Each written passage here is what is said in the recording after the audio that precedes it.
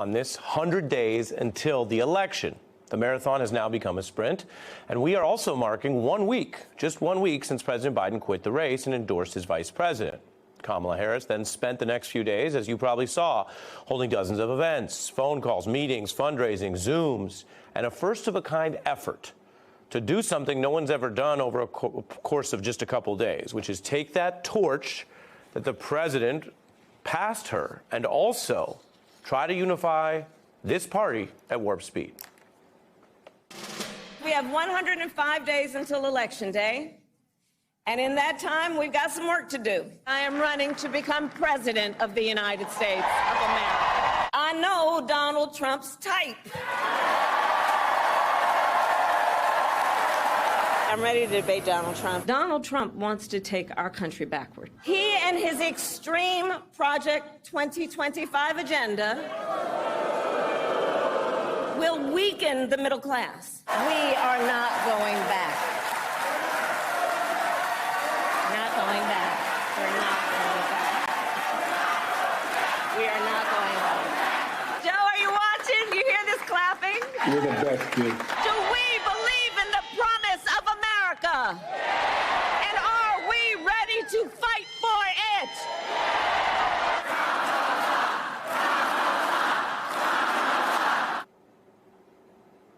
You can hear some of the excitement. Harris reflects the Biden-Harris administration's policies, but also brings her own style, biography, and priorities to the ticket. And now she's atop the ticket. She has clinched the pledged delegates. She has the leadership. She has the Clintons, the Obamas. This is her nomination. It will be her convention. And she is now, with her own style, leading on certain issues that she wants to put front and center, including women's rights. So-called leaders are saying that after an individual has experienced such a crime of violence, a violation to their body, and surviving that these so-called leaders would say to that same person, and the next decision you make about your body is not yours either. That's immoral. That's immoral. To take away her ability to decide what happens to her body next? Harris, a nationally known figure, but this first week has also been so strong that even the Trump campaign referred to it as her honeymoon and said the polls may tighten. Many Democrats seem more excited about Kamala Harris than ever before, from the fun memes to reflecting on her own strong and prosecutorial style, which people remember when she has questioned witnesses on Capitol Hill. I do want you to be honest. I'm not able to be rushed this fast. It makes me nervous. Mr. Vice President, I'm speaking. It was you who made the charging decision, sir. What? You made the decision not to charge the president. No, in a Pross memo and in a declination memo. You said it was your baby. You know, there was a little girl in California who was part of the second class to integrate her public schools, and she was bused to school every day. And that little girl was me. Can you think of any laws that give the government the power to make decisions about the male body? I'm not thinking of any right now. America does not want to witness a food fight. They want to know how we're going to put food on their table. Now, that's just some of the history. I mentioned where we were 1 week ago. A week can feel like a long time in politics, but it's still too early to know where the voters will land 100 days from now. The early polls have showed a surge of support, but also headwinds where Trump is still doing fine. Many polls are basically tied and within the margin of error. Harris has the shortest calendar for any nominee ever because of Biden's late exit.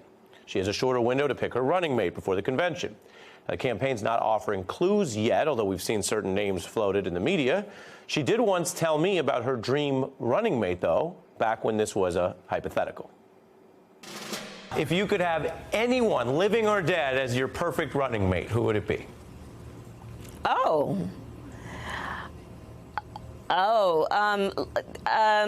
Muhammad Ali. Ooh, Muhammad Ali. How strong. you like that? How do you like that? Well, Ali can throw a punch, take a punch, and of course is a civil rights icon, among other things.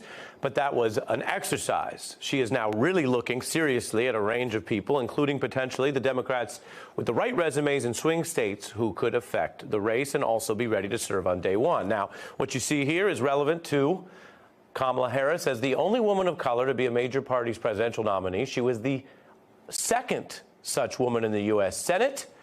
She showed ambition and energy because she was one of the first candidates to run to fill the big shoes of the senator you also see on your screen, the long-serving California Senator Barbara Boxer. She served 24 years in that post in California before Harris became her successor. You are really one of the perfect people we could come to on this tonight. You're our leadoff guest. Thank you for doing it. Thank you so much. We'll put the picture back up and start there. A lot of us have been watching Harris over the years, but you really knew her, and she filled your shoes, as I said, proverbially. What can you tell us about that time and how she's grown into her work in government? I can tell you that I became really friends with Kamala in 2010. She was running in a very difficult race for Attorney General. Very few women in the country have been AGs, and in California, she became the first. And it was very hard for a woman to be tough, that's why I named my book The Art of Tough, because it may not come naturally to us. We're always trying to bring people together, and you got to be tough as a prosecutor.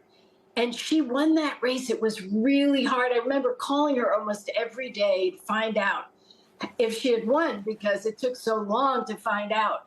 And then when I decided not to run again for the United States Senate, 6 years later, she had already been reelected handily as a prosecutor.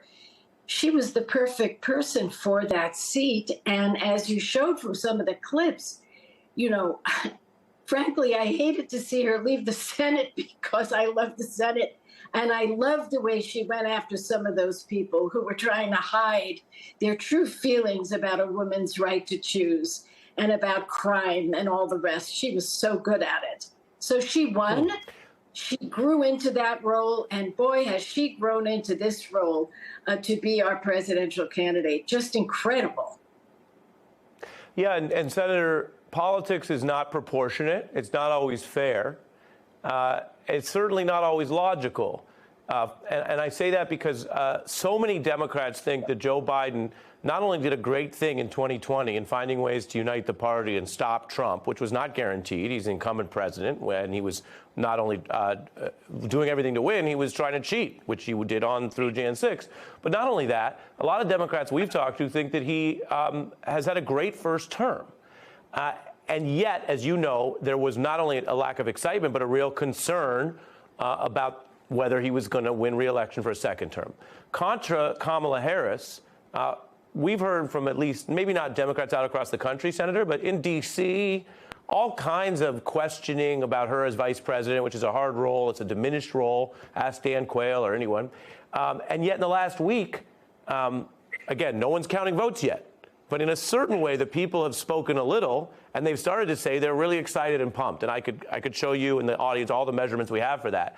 What do you make of that? That sort of disproportion? Great respect for what Biden's done, but not wanting him to continue. Now that's the change. And whatever she initially faced, now what I would call a huge Kamala moment. It's a huge moment for her.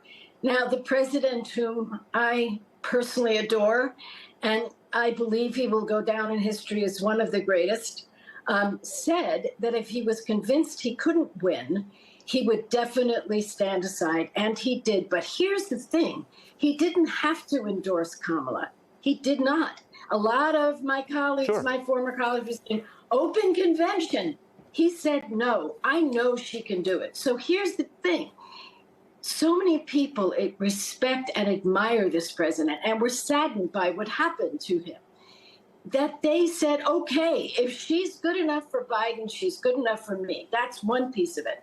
The other piece is the people who thought that Joe was too old. Here she comes. Here she comes. And she can prosecute this case against Trump. When you talk about a woman's right to choose, It's from here. When you're a woman, it's from here. And you know what it means when people try to take away your rights. And she'll make the case they're coming for us first, then they're coming for you next. And, we see it happening. And so this is an extraordinary moment. You're right to call attention to the 100 days. I have not seen this much excitement. I go back a long way. I was 20 years old. I couldn't even vote then. We didn't have the right to vote at that time till we were 21. And JFK was the candidate. And I remember to this day the feeling in my soul. Everything was so exciting, and America was going to move forward, and the world would look at us with such excitement. And I feel like that is happening now.